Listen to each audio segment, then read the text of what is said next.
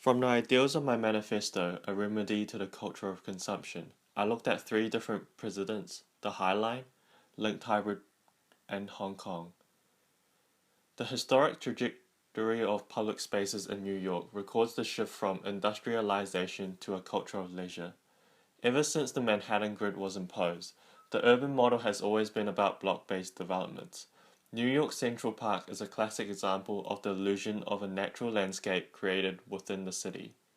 Developed within the confines of the vigorous grid, the park block is no different to any other block. Each block has its own individual function, and the park merely serves as any other ordinary block, providing a temporary retreat from other blocks as well as the city. The residual space left behind each block was only an afterthought. However, as each block became more and more saturated, these interstitial spaces were no longer seen as too marginal or peculiar for public spaces. As a result, the traditional notion of public spaces as formal, pristine spaces that offer an escape from the city can no longer satisfy the average metropolitan user. The High Line, designed by Diller and Scofidio, on the other hand, sits on an elevated structure that cuts the city block diagonally, acting as a porous wall, a permeable border that creates an important physical element of the open city.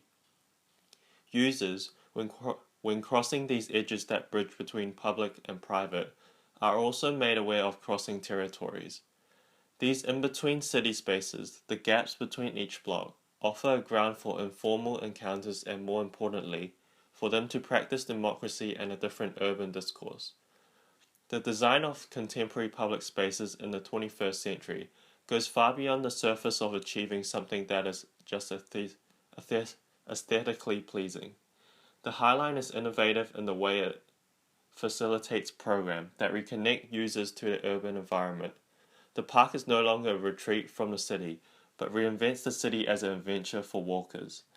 These innovative ideas shown in the High Line forces people to redefine architecture in interstitial spaces.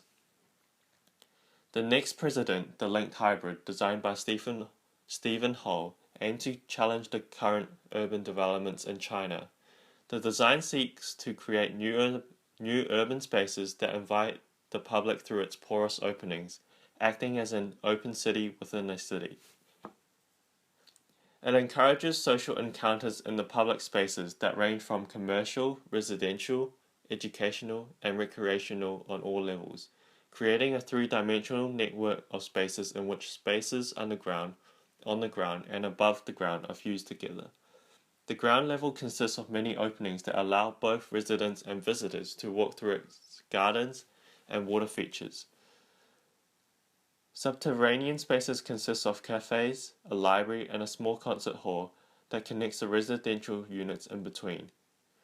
Furthermore, a series of sky bridges that connect these towers above the ground form a programmatic loop that includes public amenities such as swimming pool, an auditorium, and a gym. These below ground and above ground connections form a semi-lattice network within the complex, which allow random relationships to occur anywhere and provides a special experience of city life to its users. The next precedent, Hong Kong. Traditionally, ground has acted as a continuous plane and offered the city a stable reference point.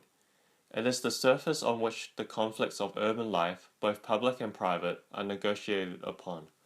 In cities such as New York, great cultural significance is placed on being on the ground level, where multiple platforms and tunnels are built to keep the ground continuous. However, Hong Kong enhances a three-dimensional system of connectivity to such degree that reference to ground no longer exists. Footbridge networks throughout the city grew piecemeal, which different parties built at different times to serve immediate needs, formed an extensive pedestrian network that became the norm in new urban developments. This elimination of a figure-to-ground concept, replaced by a continual figure-to-figure relationship, reveals a new framework for a new theory of urbanism and architecture. The city of Hong Kong is not composed by a series of objects or a field, but a mass that consists of tightly packed, continually ramifying figures. These figures connect in 3 dimensions, offering the impression of the city as a continuous urban corridor. Without ground, generic urban order is no longer legible. Rather, activity can occur in any figure and even migrate into networks of connectivity, conflating distinctions between circulation and program. The urban playground of Hong Kong shows that urban space does not require stable ground anymore, but instead, the most successful spaces are those that bear little resemblance to a street or a plaza.